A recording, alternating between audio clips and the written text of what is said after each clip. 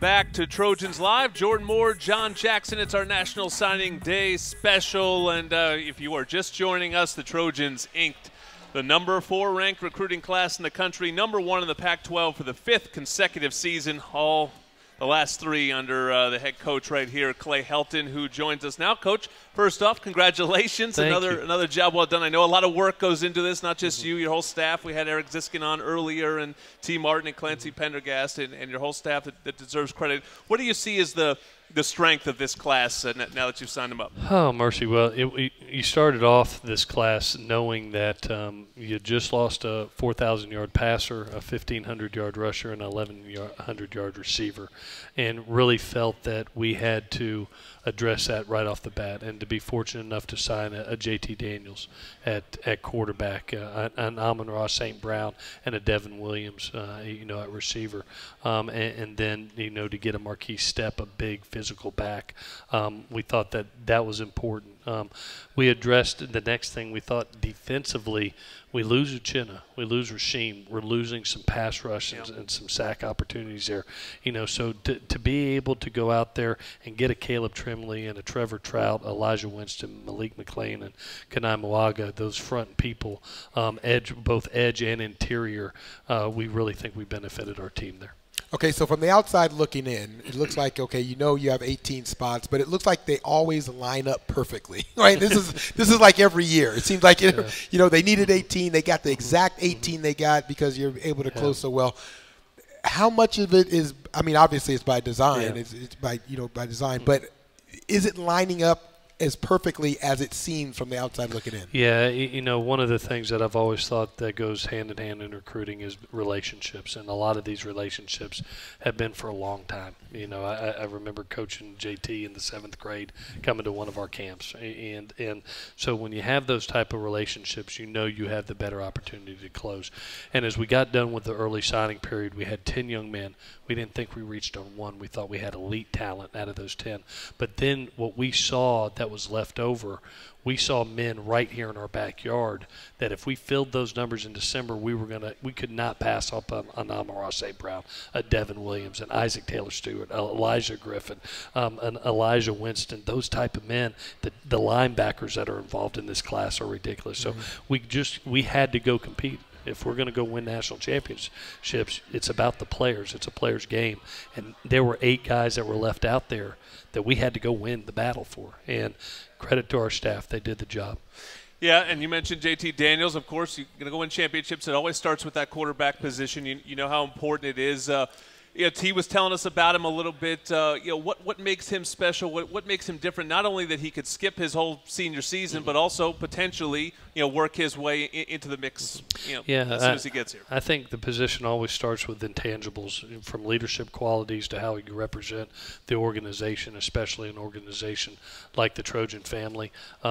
He's incredible. And then you have the mechanical stuff. You talk about the timing, the accuracy, the decision making. And then at the end of the day, I've always felt great quarterbacks produce. And everywhere that kid has gone, he's produced. And you look up, and he's at Mater Dei, he's surrounded by really good players, and he produces a state title for Coach Rollinson. So he's a fabulous talent. I look forward to working with him. I look forward to watching him compete against the other young men that are on campus. It's going to be a fun ride. Everybody gets excited about the offensive guys because usually they're, like you said, as you mentioned, in JT's case or Amon-Ra's case, these guys have huge stats and huge notoriety.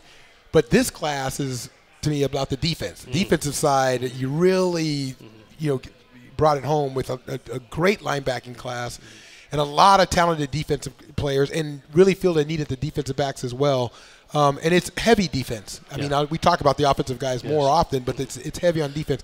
Talk about the meaning of this class. Maybe it even changed some of the dynamics of what USC football has been about, get more defense. Thank God I have Eric Ziskin. Eric is one day going to be a general manager in the NFL. I'm just thanking God I got him for the time I got him, because he takes that approach of you looking not for the immediate need, but also 2-3 years down the line. And when you look at what we signed here, you look at a linebacking group that I think is good as anybody in the country, and Solo and EA and Raymond. But you understand that you had some older kids that are with us right now that are getting ready to be gone. We got 6 DBs that could possibly be gone after next year, and to be able to sign this core with Talanoa and Chase and Elijah and Isaac, I mean, you're talking about elite players at the position. So this was a very important day for us, not only for the immediate future, but for the long haul also. You know, one guy we didn't get to when we were talking to Clancy Pendergast is this massive defensive lineman you signed from Missouri in Trevor Trout, 6'4", 300 pounds. And I'm just interested because, listen, there's some modern-day players in here. They grow up knowing about USC. A lot of them grow up as fans of USC. They know who you are. They know what this program's about. How different is it? How much do you change the message and the way you approach recruiting somebody that is from St. Louis? Yeah, you know, you have to I have the good fortune of this is going to be my 9th season, and I've realized one thing, that you have to make sure it's the right fit in recruiting. If it's not the right fit, don't force it. And there's young men that come out to Los Angeles, California and see USC, and it just fits. I remember when Nelson Aguilar walked on campus, it was like a fit like a glove. I mean, it was so him. And he felt so comfortable from everything, and you just, wow. And then there's young men, they'll come out on an official visit, and you go, nope, this ain't going to happen. But, you know, you have to distinguish between the two, because there's decisions that have to be made. Because if you choose to go away from the West Coast, then you're losing a guy that you're going to play against. Right. They're either going to be on our team or we're playing against them. Right. So thus, you look at this class, and 16 of the 18 are right here from the West Coast. The #1 ranked player in California, Nevada, Oregon, Hawaii, Missouri, and the #1 junior college player in the state of California. So we stayed home, and we acquired elite talent right here in our backyard. Yeah, a lot of talented players. I noticed that Hawaii, you even went to Hawaii. Not often you go to Hawaii. I don't know if it was maybe – want to make the trip to Hawaii as a coach? No. So the last couple of years, if you look, we've signed the #1 player in Hawaii. You look at Vi Malapai, and you look at Jordan Iosefa, and now Kanai Moaga. There's several really good young men. Coach Rolovich is really mad at me at the University of Hawaii, who's a good friend. Right. But there's elite talent out there, and we've been able to select the most elite player on the island for the last 3 years. Right. And so Kanai is that next one, and we're so proud that he's here.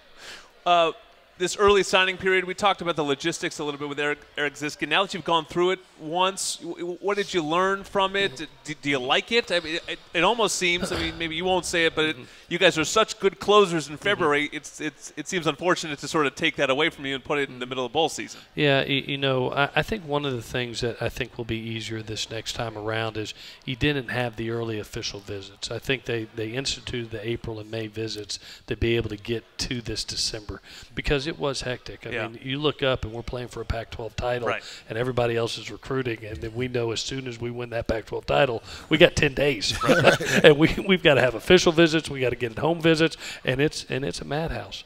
But the relationships kicked in again, and we were able to win there. And then January, as hectic as December was, January has been actually kind of nice, I'll be honest with you, to be able to really focus in on the 8 remaining guys that we needed to close that way, to be able to, for myself, one of the aspects that I really am fond of doing that I can't do as a head coach is spring recruiting and getting out there and talking to the coaches about, hey, who's the freshman on the team, who's the sophomore on the team that I need to know about, and sit down and have that time. And I had that time this January to go in town and just say, hey, tell me about your young people. And have those conversations. That was really nice for me. We even had a nice junior outing that we had one weekend where you usually are supposed to have, you know, official visits. We were able to bring some juniors in and be able to be with them on unofficial visits. So it was a nice January. Now December was it was as good as it got. It was hectic. Well, you and your staff have certainly earned your reputation as closers, and congratulations on closing on another great class, #4 ranked class in the country. Thank you to Clay Helton. When we come back, JJ is going to give us his thoughts. You're listening to Trojans Live. Awesome.